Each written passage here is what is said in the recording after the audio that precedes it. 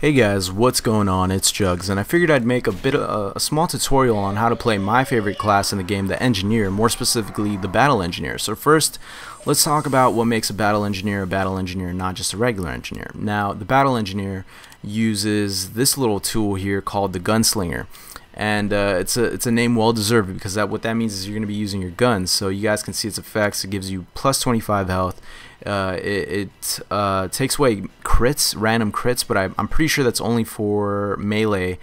And the most important thing about it is that it replaces your sentry gun, which is the standard 3-tier sentry gun that can be built into this fucking auto-aim killing machine, into this cute little mini baby turret that it's really efficient to build because it only costs 100 parts and it builds really quickly. You'll often see engineers make the mistake that they'll use it solely as their only weapon, and that's just because it's so useful. And that's a really big mistake though, and I'll explain how you play with it, how you play with the mini sentry gun in a little bit. Now, before I get into anything else, I just want to explain what I'm doing here. Sometimes you can build stuff, you can build constructs and work on them before the match starts on attack and defend. Other times you can't, and this was one of those times that I could build my stuff. So what I'm doing here is I'm not just whoring out points by building fucking teleports that connects right next to each other. I'm actually setting my stuff up so that all I have to do once the opening act is out of the way, because you don't want to participate in the opening act of the match as an engineer because you're not a combatant. You just have secondary weapons. You like the pyro has a secondary shotgun, the fucking scout has a secondary pistol. You have secondary weapons, so you're not a combatant. You don't have the maneuverability of the scout. You don't have the extra health of a heavy. You can't tank. You can't run away. You're not good at combat because your weapons aren't that great. So you don't want to participate in that opening act. So instead, what you want to do, if you can help it, is if you can't build anything, you probably don't want to be an engineer in the start of the match. You probably want to go something else just until you get that opening act out of the way. Either be a heavy or a medic or a soldier, just, you know, whatever, just be anything else. Engineer is easily the most useless class at the start of a match, I'd say anyways.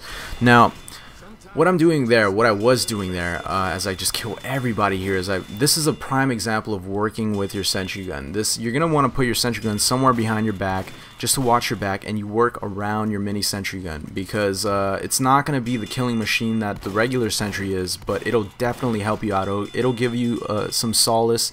It'll give you a place to run to if you have multiple opponents coming at you on low health. They'll have to think twice before they decide to chase you into your sentry gun, because that's going to be a lot of damage that they're going to take over time off that little sentry gun, as you see that pyro get turned on because I'm the best. Now, I'm just kidding, I'm not the best. Let me just make sure, right? Let me clarify this right now. I'm not like a fucking elite TF2 player. I'm generally new to the game myself, but I did pick up a few things along the way after spending a few hours with the game, and with this class in particular, which I don't think a lot of people even really play. Now, let me get back to that one point that I fucking failed to do, is this guy fucking owns me. I hate this guy. I was setting up in the beginning because you pretty much want to make it so that all you have to do, if you can help it, if you can build stuff in the beginning of the round, you just pretty much want to make it so that all you have to do is pick your stuff up and move it. And you want to eliminate that downtime of having to repair your stuff in the middle of combat. So if you could get that out of the way at the beginning of the match when nothing is happening during that opening act, then you're doing your team a service, because you're not dying and you're doing something productive that will later turn into facilitating for your team. And here you see that we captured A. It took me a little while to realize A, which is that we capped A already, which is why I fast forwarded earlier. But since now we capped A, I'm taking my teleporters and I'm moving them to the B spawn, or the B control point. And although it doesn't seem like I'm moving my teleporters very far from the spawn, it makes a world of difference for classes like the heavy and the medic that has to follow the heavy. Especially if you have it leveled up to 3, it's pretty much instantaneous, the rate that you can teleport multiple people. And you know, just other bulky classes like the soldier, the demo man, or the pyro, it makes such a difference to them. But it's not as useful for classes like the spy and the scout, because you know, if you haven't moved it that far, but this is pretty far anyways. So you'll see me here, I'm just I want to further clarify that as a battle engineer, the difference between, if you guys look at regular engineers, or if you guys, oh my gosh, you see that fucking thing that he hit me with, that flare gun? Blacklight Attack swears that it's not that useful, but that thing gets me from every range. It's not that slow. That thing shoots fucking fast. And if you're a squishy class, that like the residual damage that you take from the burn can fucking kill you. Like if you're a scout or a spy or a sniper, it's so good. I don't agree with that you know, fucking pyros should have a shotgun as well as a flare gun, as well as their fucking flamethrower, which has an insane amount of range as it is.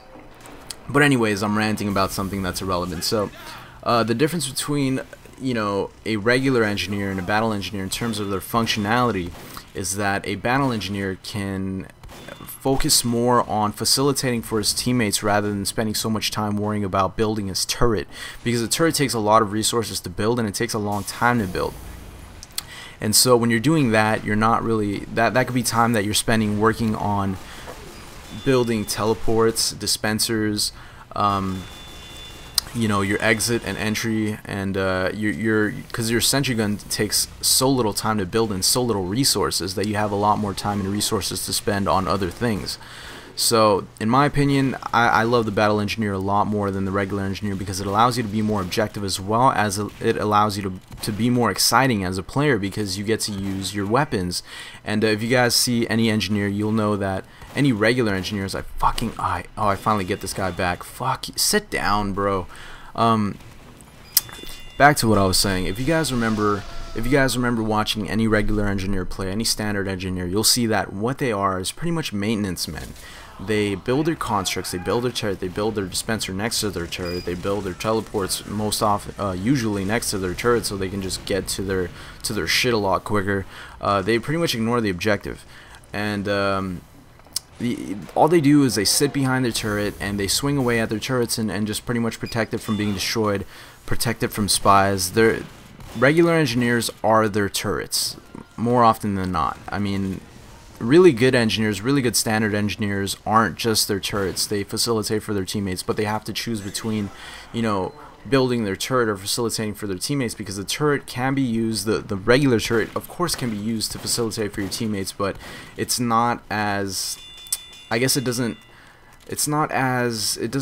correlate as much as the mini sentry or the battle engineer does with facilitating for your teammates, in my opinion anyways. So the battle engineer doesn't do that. He doesn't sit behind things and just smacks away and just you know, fixes stuff all game, unless, you know, the basic tools that you're using to facilitate for your teammates are being endangered. And if that's happening, then that's not your fault. That just means that your team just can't fucking push for shit, and that it's more than often than not either you're too far up or your teammates are just bad and they just can't defend anything.